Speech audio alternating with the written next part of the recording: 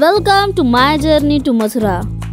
नमस्कार मंडळी, it's me श्रावणी। आजचा दिवस खूप स्पेशल आहे कारण आज मी निघाले आहे मथुराच्या प्रवासाला, which is from my hometown Gadinglas. It's going to be a long but a beautiful journey of course. Gadinglas to Kolhapur is about 90 kilometers, ज्याला तुम्ही max 2 hours लागतात. Now Kolhapur bus stand to railway station is about walking distance, पण खूप bags असल्यामुळे we took a auto rickshaw. And here we are at Kolhapur railway station, जिथून आम्ही जाणार आहे सांगलीला.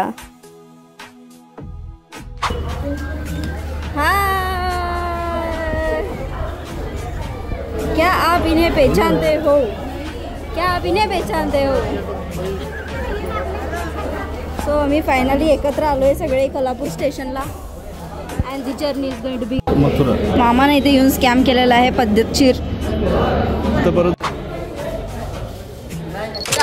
सो आपण कोल्हापूर टू सांगली जाणार आहे जनरलनी आणि आमचं बुकिंग आहे सांगलीपासून. सो भाई प्रो फोटोग्राफी मोड चालू आहे आता. मामा सांगतोय इकडचा अँगल घे भाई, तिकडचा अँगल घे. अजून खाली जा, तिथे आत खाली जा. जर तुमच्यासोबत लेडीज असतील देन मेक शुअर की तुम्ही त्यांना लेडीज डब्यामध्ये पाठवा, कारण की तिथं भरपूर स्पेस असते. बरोबर 9 वाजता निघाले. मैडम आपको कैसा लग रहा है?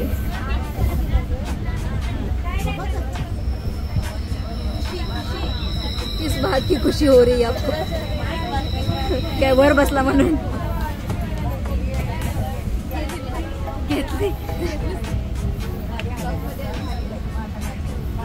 आणि दिवाळीच्या सुट्ट्या चालू झाल्या होत्या, आणखी खूपच गर्दी. आणि ट्रॅव्हल करताना तुमच्यासोबत लेडीज दॅट इज गर्ल्स सुद्धा असतील तर 7 लोक आणि 9 बॅग असणं साहजिकच गोष्ट आहे. या टोकापासून त्या टोकापर्यंत. What do you think that guys, how is the जोश? तर आता असा विषय झालेला आहे की आम्हाला या टोकापासून त्या टोकापर्यंत जायचं आहे. One more thing to tell, always make sure की वेअर युअर डबा अराइव. एम आहे जनरल आहे, सो दॅट तो पुढच्या टोकाला असणार आहे की मागच्या टोकाला, सो दॅट लास्ट मोमेंटला you want run with your heavy bag. याची कमतरता असल्यामुळे आपण सॅनिटायझरवर भागवालोय. इथं तुझं make you a perfect reason का तुम्ही ट्रिप्सला फॅमिली सोबत यायचं असते. सी दिस भाई स्टेशनवर आहे आम्ही, कोण नाही आहे इथं. कोण म्हणजे कोण नाही. We are at Sangli. ठरलेले असतात नाही प्रवासात भाज्या. क्यालाय बर्गर आहे का?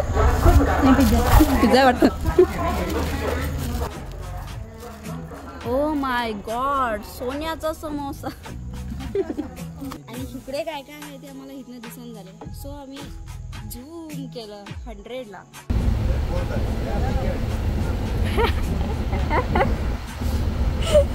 हे विकणार आम्हाला विकणार आहे. We have adjusted here. नाही घेत. चर्स. गरमागरम नाश्ता, गरमागरम नाश्ता. भाई इथं विषय गंभीर झालेला आहे. म्हणजे ह्या पोरांचं इथं बाजूच्यांचं वेटिंग तिकीट होतं आणि तरी पण त्यांनी इकडचे सेट त्यांना दिले होते. मग आता इथलं सगळं त्यांचं सामान काढले आणि मग आमचं सामान आता त्यात घातले कारण की आमचे तिकीट्स कन्फर्म होते. सो त्यांना आता प्रॉब्लेम झाले. वेगळी पहा जाणे का तिच्या पोळ्या कुस्करलेल्या आहेत बॅगेमध्ये. पाहायला घेतलेला आहे. इथून पुढे खाण्याच्या बाबतीत आमच्या टेस्ट बर्ड्सला थोडं प्रॉब्लेम येणार आहेत, कारण की आम्ही महाराष्ट्रीयन लोक चमचमीत खाऊन आम्हाला सवय असते आणि हे बाहेरच्या गोष्टी आपल्याला जराही चवदार लागत नाहीत. आय जस्ट होप की घरातून बनवलेला हा मसूर त्या डब्यातनं कधीच संपू नये. आणि we are in UP. Vada pav becomes bada pav bro. This is the longest stretch Sangli to Mathura junction, almost 1500 kilometre. Bag से पोस्टमार्टम केले आणि उसमें बहुत कुछ मिला है. हे बघा खूप सारे बिस्किट आहेत आणि काय काय काय काय आहेत, चकल्या आहेत. आणि कुरकुरे टुरटुरे पण आहेत. हा खजाना आम्हाला भेटलेला आहे. Now look at this guy. He is drinking chai in early 3 AM. आणि देणारा पण कुठे होता? एवढ्या सकाळी चहा कोण पिते यार? And the final moment is arrived. Check the time, grab the bags, we are about to jump.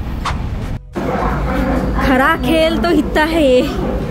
हे एवढं चढायला अशी फाटते ना बॅगा घेऊन. Guys final we are in the Mathura junction.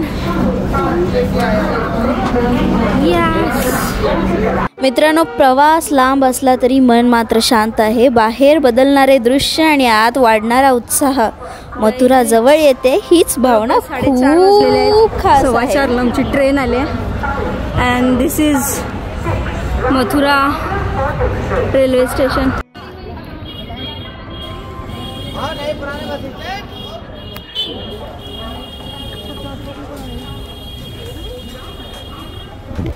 बैठे क्या सब इसमें. रिक्षा वरती ठेवलं तर पडलं बिडलं तर बघू. भाई दिस इज अवर फरारी की सवारी. त्यानंतर सर्वात पहिला आम्ही ॲटो केली. ॲटो नव्हती ती, यू कॅन से टमटम होती ती. आणि मग जाता जाता इतके सुंदर दृश्य पाहिले. सगळ्या भिंतींवर तुम्हाला कलाकृती दिसतात आणि इतके ब्राईट आणि वंडरफुल वॉल्स आहेत सगळे. ते पाहूनच आमचा अर्धा निम्मा थकवा गेला होता आणि पहाटे लवकर पोचलेलो. त्यामुळे प्लॅन असा होता की जाऊन रेस्ट करायचा आणि नंतर जर्नी आपली मथुराची जी आहे सगळं एक्सप्लोअर करायची, ती स्टार्ट करायची. अँड हिअर इज भैया जो झोपला होता. मला स्टेशनला पिक करायला आला नाही हा माणूस. त्यानंतर गाडी घेऊन गेटवर आलेला आम्हाला पिक करायला. फक्त ट्रॅव्हल करताना एक गोष्ट लक्षात ठेवायची, कायम तुमचे बॅग्स 1 तासाने 2 तासांनी ठिकठिकाणी चेक करत राहायचे की आहेत जेवढे आपण घेतलेले तेवढे आहेत की नाही. So that was the journey from Gadinglas to Mathura. If you enjoyed traveling with me, don't forget to like, share and subscribe. See you in the next vlog. And do not forget to press the bell icon. Radhe Radhe.